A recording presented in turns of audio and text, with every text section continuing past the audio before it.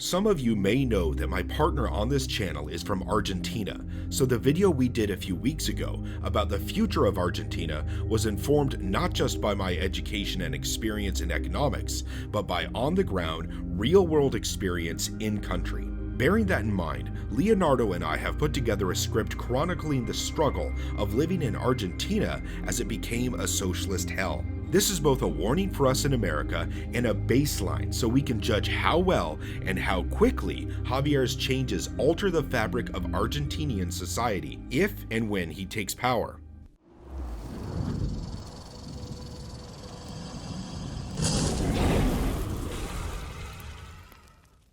Imagine for a moment the very act of picking up your phone and leaving your home places your life at risk because of armed thieves, carjackers, phone snatchers, and other criminals are heavily armed. You cannot defend yourself because there is no Second Amendment. Not only do you lose everything of value you have on you, but you don't even earn enough to make ends meet between now and your next paycheck, if that paycheck is even coming. To add insult to injury, the government supports and protects that thief and not you. This is living in Argentina. As humane as this sounds, it is a common, everyday occurrence for Argentines. Since it is something that has happened for decades, people have grown used to it. It has been normalized. No matter the injustice, if you live under it long enough, it becomes almost routine and the new baseline. Not only do Argentines struggle with monetary insecurity through inflation, food insecurity, but they have extreme personal safety insecurity.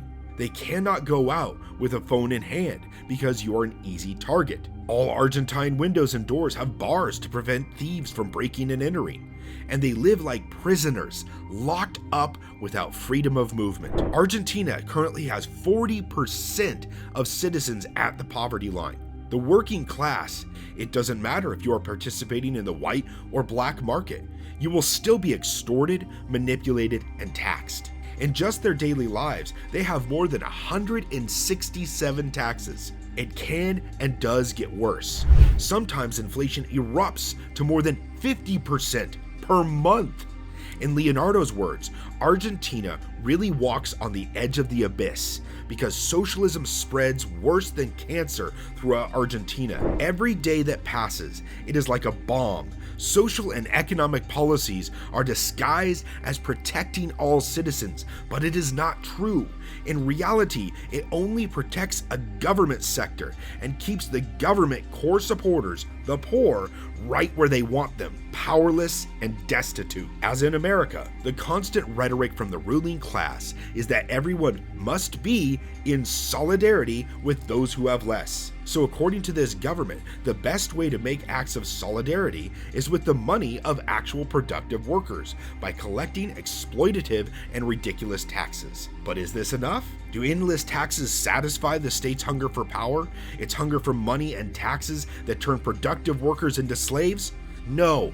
They still turn to their most powerful and macabre tool in their arsenal, the central bank's printer. This should be an extreme warning to America. It wasn't just the oppressive and tyrannical taxes that destroyed Argentina's economy and hope, it was that and printing. Either one is enough to ruin an economy on their own, and they did them both, just as we are doing them both. Leonardo and I want to make this perfectly clear. The United States is on the same path as Argentina. The Argentines are just further down the road and thus capable of calling back to us and warning us that nothing but death and destruction lurks beyond the next corner. The current government has been for decades carefully setting the perfect scene to establish and maintain its wealth and power. First, you destroy the economy. You destroy the social fabric of the country. You generate poor. Then on behalf of those poor, you create social programs. You give them money from the state. You make them slaves and utterly dependent on the state. And then they vote for you. You have become their generous god, their only hope and source of food and money in the economy with zero independent opportunities outside of what you dictate is acceptable. And nothing that isn't state-run or state-sponsored is acceptable. It is now nearly impossible for anyone but you to have any economic or social power. Sounds cruel, right? Their calls for solidarity with those who have less are the height of cruelty because it causes everyone to have less. They use their victims to create more victims and keep their victims from helping themselves. They have turned one of the fastest growing economic powers in the world into a nation of serfs, exactly as Hayek predicted in The Road to Serfdom. It may sound kind and compassionate, the idea of helping others who have less than you, but things don't work like that in a country with out-of-control welfare state like Argentina.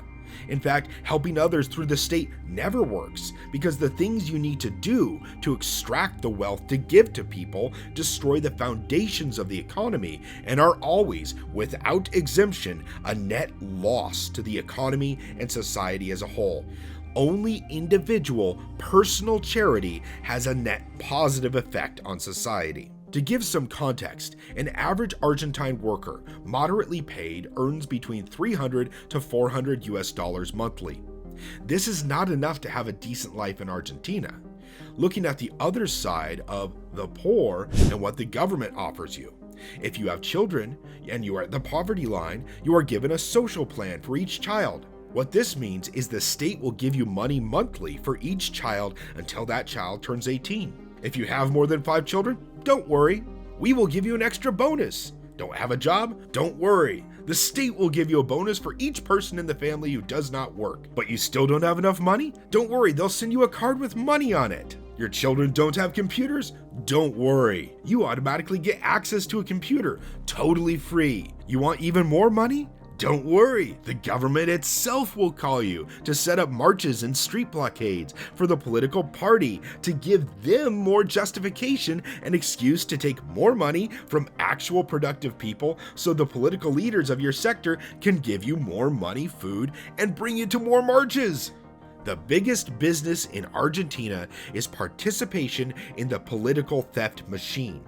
All of this to extract wealth from an ever-shrinking productive class that the government and their serfs villainize. They're squeezing the golden goose for all it's worth and wonder why it's dying. How much do you think a family would receive through this system without working a single day? At least $300 to $400 per month. Exactly the same as a worker who breaks his back 8 hours, who is eaten at taxes, who is suffocated by regulation and control every day. The poor class, who is obedient and enslaved by the state, earns, without working, the same or even more than an honest worker. Welcome to the brutal, socialist, populist hell called Argentina. Financial and regulatory problems are not the full extent of what they are experiencing. There are social and moral plans too. There are advantages and payouts if you are transgender, social plans if you take out a non-binary document, social plans if you sign up for an institution to study, even when you do not study. The state gives you money to study and does not control whether you study or not. In short, Argentina is rotten by corruption, by crude socialism, and the more time that passes, the less you will understand how they got to that point. One of the creators of all this chaos, Cristina Kirchner, 2 times elected as president and still the vice president today. We would like to point out that she is currently sentenced to 6 years in prison for verifiable corruption, but even so, because of her position, she will never face consequences. She won't even be removed from power. In America, people are shocked when there is a different justice system for conservatives and liberals, but again, in Argentina, it is far further down that path. Every day, it seems like they say the quiet part out loud in America, but in Argentina, they won't even remove someone who is not just accused, but convicted and also sentenced. And that, just like the welfare state hell, is also our future. It seems like this is the end of the line and a horrible end for a country. But even in the socialist hell of Argentina, there are some people who stand up and are able to scrape together enough wealth and influence to be heard. That is why Javier is such a big deal. Even in the socialist hell of Argentina, he was able to rise to the top and absolutely dominate the preliminary election. Javier is a libertarian.